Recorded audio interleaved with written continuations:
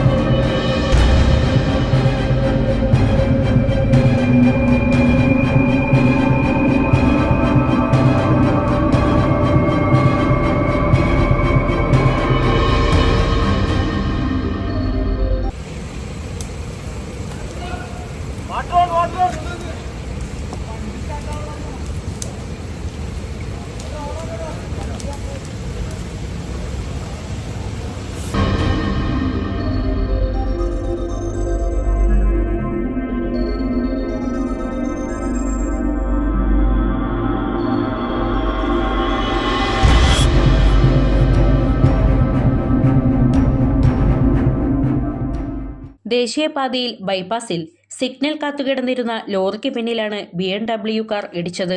മറ്റൊരു കാറുമായി ചേസ് ചെയ്ത് വരുമ്പോഴായിരുന്നു അപകടം സംഭവിച്ചതെന്ന് ആളുകൾ പറയുന്നുണ്ട്. സംഭവത്തെ തുടർന്ന് വണ്ടി പോലീസ് സ്റ്റേഷനിലേക്ക് മാറ്റി.